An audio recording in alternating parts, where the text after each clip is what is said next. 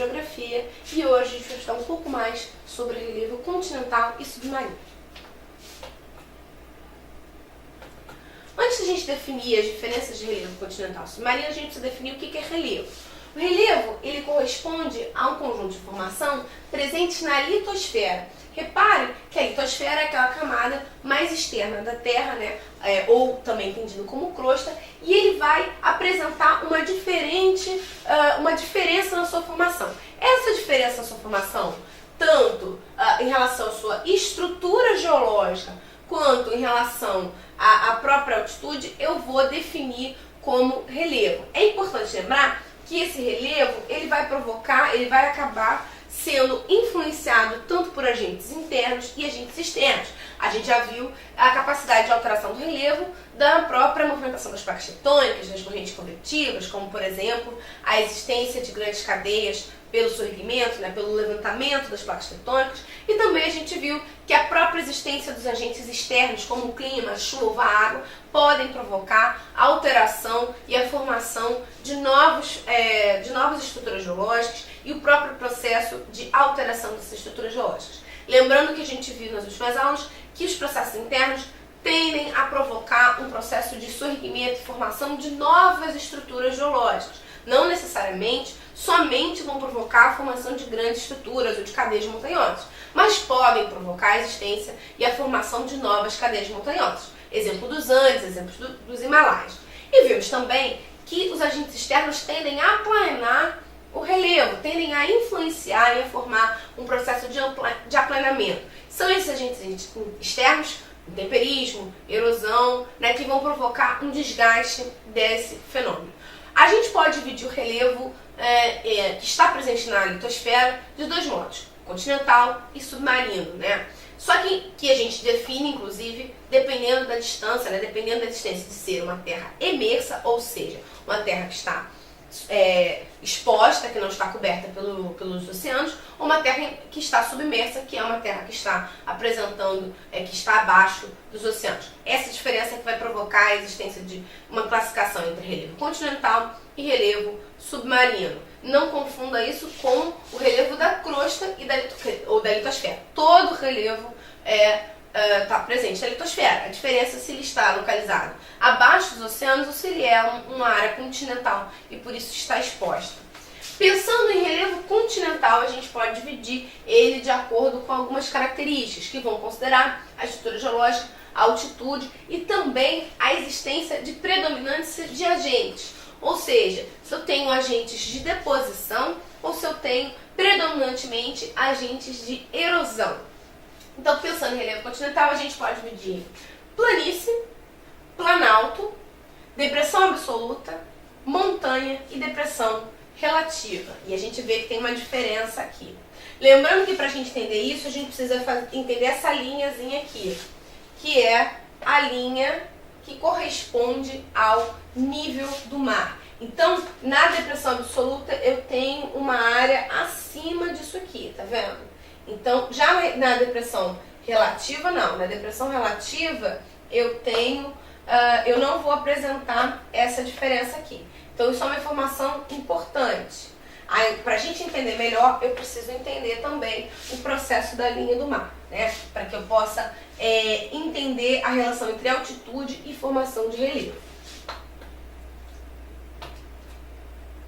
Bom, o primeiro que a gente vai ver são as montanhas. Montanhas são aquelas regiões onde ainda hoje existem processos internos que superam os externos. Por exemplo, o soerguimento é mais forte do que o processo de erosão. Por isso que a gente fala que essas montanhas acontecem majoritariamente em regiões que estão próximas ao contato de placas. O que isso quer dizer? O que essa frase toda quer dizer?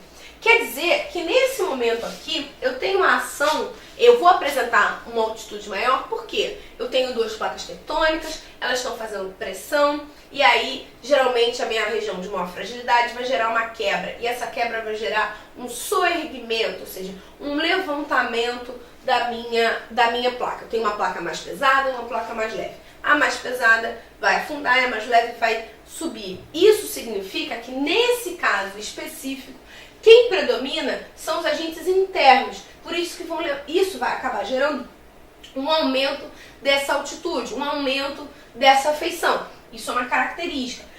Como esses processos geralmente, como essas regiões estão sofrendo no momento a ação dessas forças internas, porque estão localizadas próximas a áreas de encontros de placas, nessas regiões de encontros de placas, por isso eu tenho essa força mais presente, eu vou dizer que os agentes internos, os processos internos, estão existindo com mais força. Isso porque elas estão presentes, estão sofrendo nesse momento, e também porque são formações mais recentes, então não sofreram tantos anos com os processos erosivos. Então o que eu quero dizer é que eu tenho um predomínio de um processo de formação de relevo em função do processo de erosão, que seria um processo de destruição ou de aplanamento.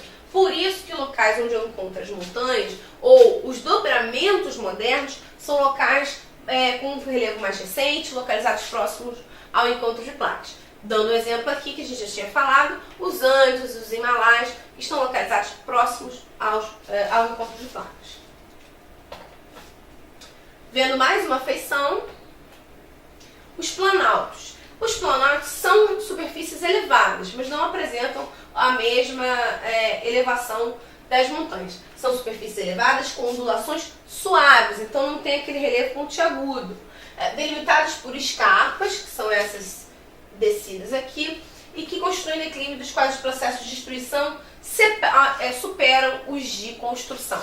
Nos planaltos, não necessariamente eu tenho ação dos processos internos. Geralmente eu não tenho ação dos processos internos de formação e de soerguimento de uma forma tão constante como eu vou encontrar nas montanhas.